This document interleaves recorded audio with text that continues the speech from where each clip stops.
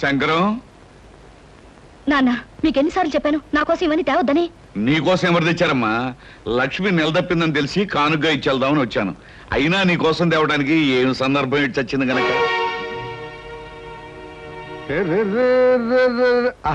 రండి బావగారు, రండి కూర్చోండి. సీత, నాన్నగారు వచ్చారు, కాఫీ తీసుకురామ్మా.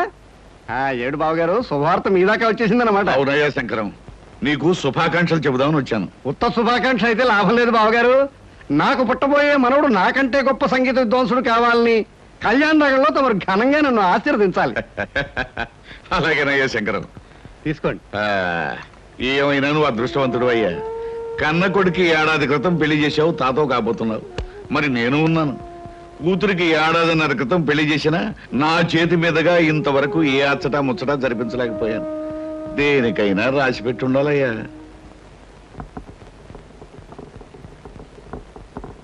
అమ్మా సీత, నువ్వు ఇంకా ఇక్కడే కూర్చున్నావా? 5ంటికే పేరెంటాళ్ళు వచ్చేస్తారు. అందరిలోనూ లక్ష్మికి బొట్టు పెట్టి మొదటిసారి కొత్త చీర నువ్వే ఇవ్వాలి. అలాగే అత్తయ్య గారు. కాకపోతే పెద్దవారు మీ చేతి మీదుగా ఇస్తే పెద్దవాళ్ళం మేము చూసి ఆనందిస్తాం. పేరెంటం జరుపుకోవాల్సిన చిన్నవాళ్ళు మీరు. నువ్వు వెళ్ళమ్మా, ఈ పని నేను చూస్తాను, వెళ్ళు.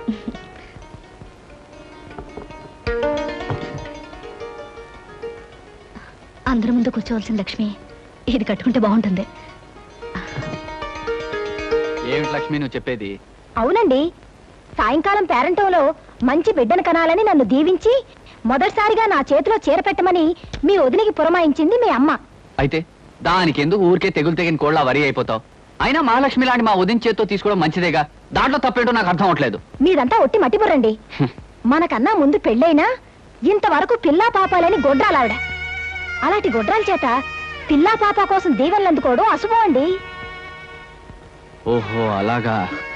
సర్లే, అమ్మతో చెప్పి వదినికి వేరే పనులు పురమాయించమంటాను. నువ్వేం కంగారు పడుకో.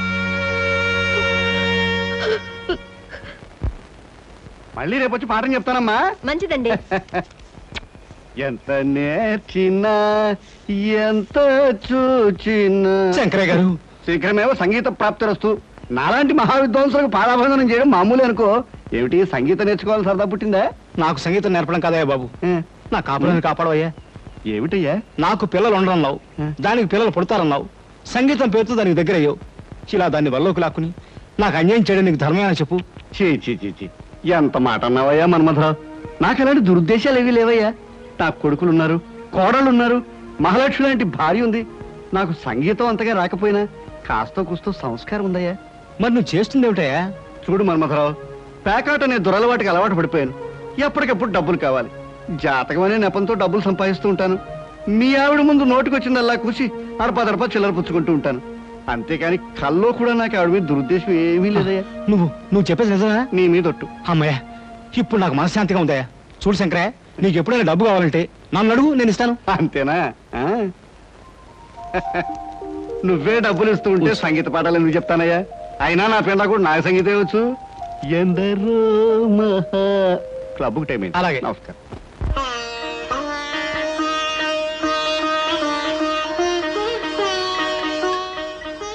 భగవంతుడా, ఈవేళ నా పుట్టినరోజు. ఇన్నేళ్ళు నా పుట్టినరోజు ఒక పండుగలా జరిగేటే, కానీ ఈ పుట్టినరోజు నేనెందుకు పుట్టానో అనిపిస్తుంది. ఇక ముందు ముందు నా పుట్టినరోజులు ఎలా జరుగుతాయో ఏమిటో, అంతా నీదయా. రండి బాబు గారు, రండి. మీ అమ్మాయి పుట్టినరోజున అఠాన్ బాగా వచ్చారు. కూర్చోండి. సీత, సీత. ఏమిటి మావయ్య గారు? మీ నాన్నగారు వచ్చారమ్మా. నువ్వు మాట్లాడుతూ ఉండు, మీ అత్తయ్యతో చెప్పి కాఫీ పలహారాలు పంపిస్తాను. వెళ్ళమ్మా. ఈ ఇంట్లో పుట్టినరోజుకి పెద్ద ప్రత్యేకతలు ఉండవు నాన్న. మీరెందుకు ఇక్కడికి వచ్చారు? ఎవరి పుట్టినరోజుకి ఏ ప్రత్యేకత లేకపోయినా నా బిడ్డ పుట్టినరోజు నాకు ప్రత్యేకమైన రోజమ్మా. ప్రతి సంవత్సరం నీ పుట్టినరోజుకి ఏదో కానుకిచ్చేవాడిని. అలాగే ఈ సంవత్సరం కూడా నీకు ఇష్టమైన డైమండ్ నెక్లెస్ తీసుకొచ్చాను. బాగుంది నాన్న. దీని ఖరీదంతా? ఖరీదే ఉందమ్మా. అయినా కానుక తీసుకునేటప్పుడు ఖరీదు అడగటం ఏంటమ్మా? ఈ ఇంటి కోడలికి ఇంత ఖరీదైన నగలు పెట్టుకునే అర్హత లేదు నాన్న. తీసుకోండి.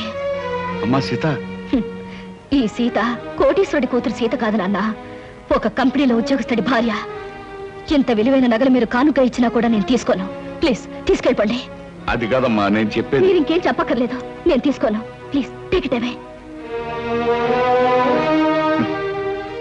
ఆల్ రైట్ బేబీ, ఇది నువ్వు ఎవరి చేత్తో ఏ విధంగా ఇస్తే తీసుకుంటావో నాకు తెలుసు. ఈ హారం నీ మెడలో వేసుకునేట్టు చేస్తాను.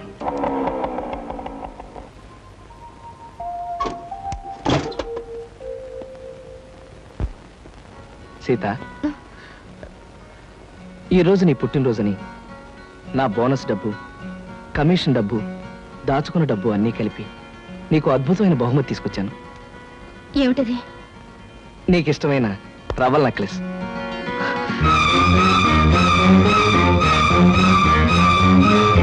ఇది మీరు కొని తీసుకొచ్చారా? లేకపోతే కొట్లో కొట్టేసి తెచ్చానుకున్నావా? కాదా, పరాయి వాళ్ళ దగ్గర అడుక్కుని తెచ్చిచ్చారనుకుంటున్నాను.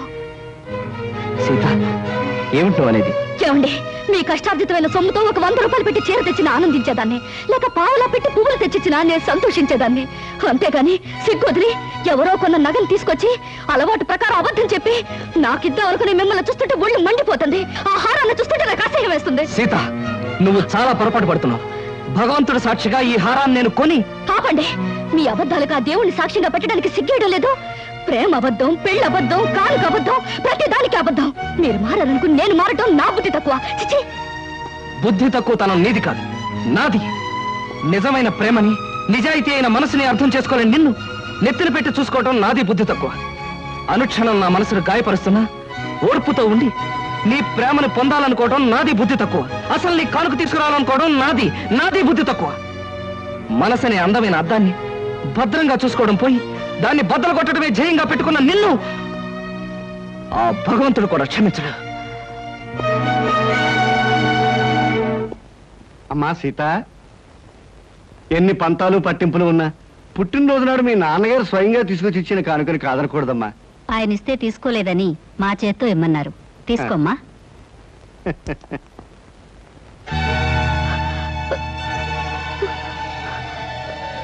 అంటే ఆయన నిజంగా నా కోసం తెస్తే అపార్థం చేసుకున్నాను.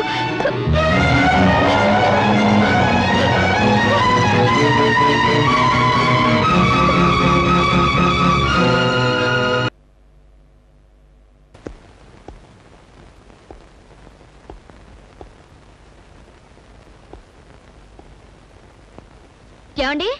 ఎవరు? ఏమ్మా? ఒకసారి ఫోన్ చేసుకోవాలి. దాన్నే ఉందమ్మా, చేసుకో.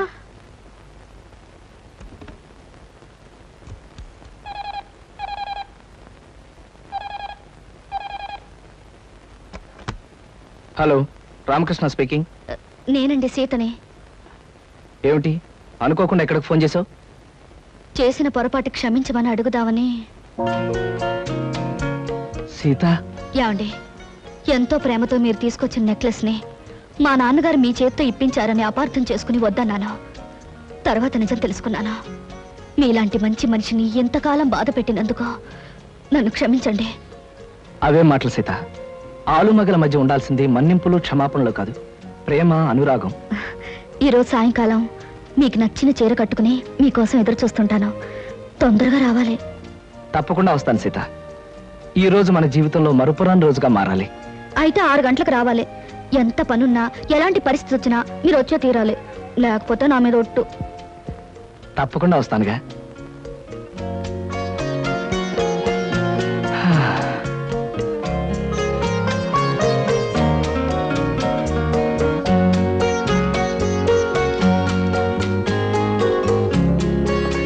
సీత,